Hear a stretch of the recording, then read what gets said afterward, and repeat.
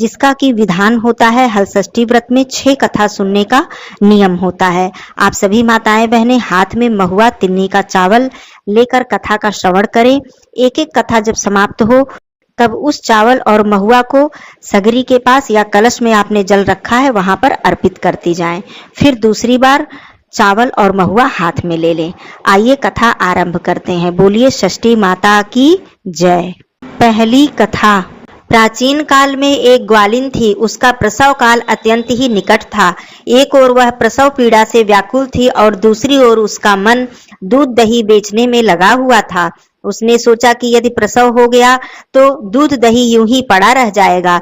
यह सोचकर उसने दूध दही के घड़े को सर पर रखा और बेचने के लिए चल दी, किंतु कुछ दूर पहुंचने पर ही उसे असहनीय प्रसव पीड़ा होने लगी। वह एक झरबेरी के ओट में गई और वहां पर एक बच्चे को जन्म दिया। वह बच्चे को वहीं पर छोड़कर पास के गांव में दूध दही बेचने चली गई।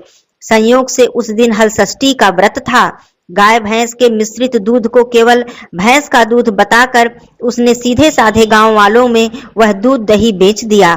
उधर जिस झरबेरी के नीचे उसने अपने बच्चे को छोड़ा था उसके समीप ही एक खेत में किसान हल चला रहा था। अचानक उसके बैल भड़क गए और हल का फल उस बच्चे के शरीर में घुस गया और वह बच्चा मर गया। इस घटना से किसान बहुत दुखी हुआ, फिर भी उसने हिम्मत और धैर्य से काम लिया। उसने झरबेरी के कांटों से ही बच्चे के चिरे हुए पेट में टांके लगाए और उसे वहीं पर छोड़कर चला गया। कुछ देर बाद ग्वालिन दूध बेचकर जब वहां पर पहुंची, बच्चे की ऐसी हालत देखकर उसे समझते हुए देर नहीं लगी कि यह सब उसके पाप की सजा है। वह सोचने लगी कि यदि मैंने झूठ बोलकर गाय का दूध न बेचा होता और गांव की स्त्रियों का धर्म भ्रष्ट न किया होता तो मेरे बच्चे की यह दशा नहीं होती। अतः मुझे लौटकर सारी बातें गांव वालों को बताकर प्रायश्चित करना चाहिए।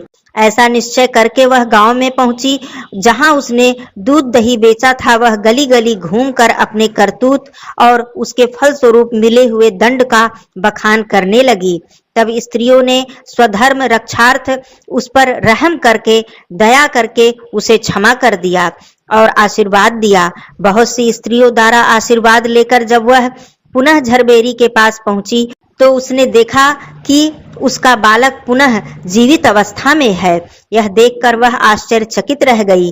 तभी उसने स्वार्थ के लिए झूठ बोलने को ब्रह्म हत्या के समान पाप समझा और कभी भी झूठ न बोलने का प्रण लिया और षष्ठी माता से क्षमा मांगी। इस तरह से षष्ठी माता की कृपा से उसका बालक पुनः स्वस्थ हो गया। बोलिए षष्ठी मैया की जय। दूसरी कथा।